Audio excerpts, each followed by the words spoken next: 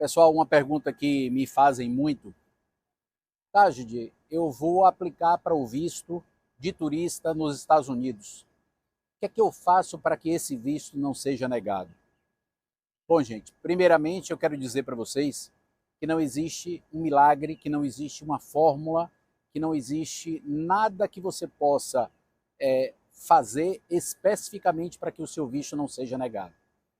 Bom, antes de mais nada, eu quero dizer para vocês que o visto turístico, ele é um visto feito, como o próprio nome diz, para você turistar.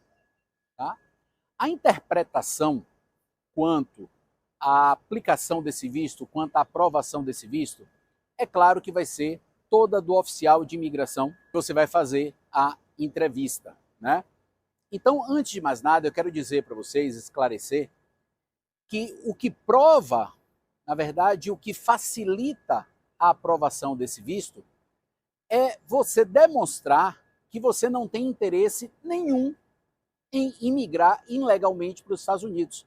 No fundo, o que você tem de provar, que tem que deixar claro, é que você vai para os Estados Unidos efetivamente buscar turismo, conhecer o país, comprar, seja lá o que for, mas que no tempo correto, especificado por você, tanto no momento em que você preenche o DS-160, bem como aquele no momento da entrevista, que você diz, olha, eu vou viajar tal dia, retorno tal dia.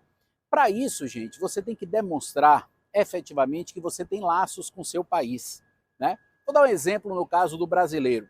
Imagina um brasileiro que não tem família, que não tem emprego, que não tem nenhuma relação com o Brasil, o país onde ele mora, e que se de repente amanhã ele mudar para os Estados Unidos, isso não muda nada na vida dele.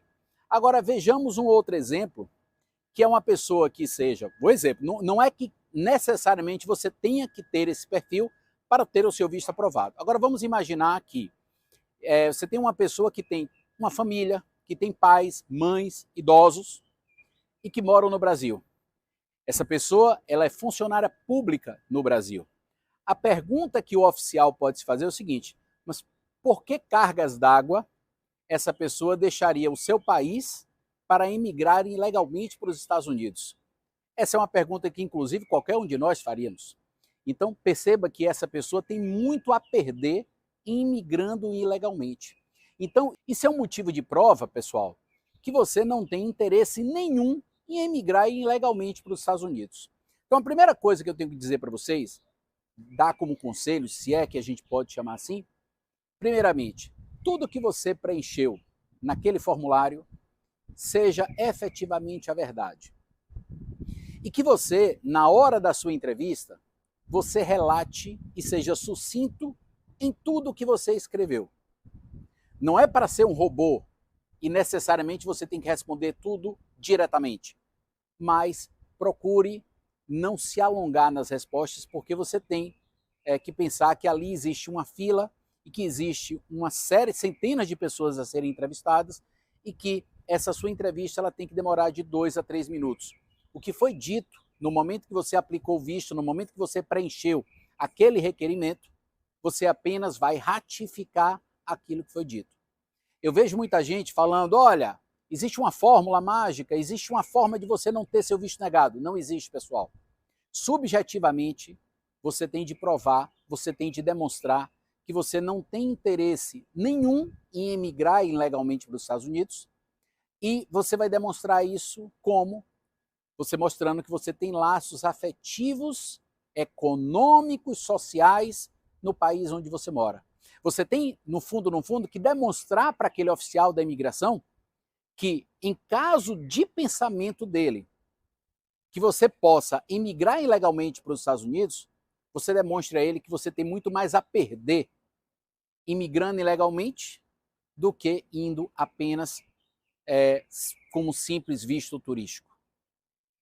Esses dias, inclusive, eu recebi uma pessoa que me contactou e disse, Taj, olha, eu moro nos Estados Unidos, minha irmã mora nos Estados Unidos, meus pais foram tentar o visto, são 2 pessoas idosas e o visto deles foi negado. Eles são aposentados. Isso poderia inclusive, ser uma discordância de tudo que eu acabei de falar.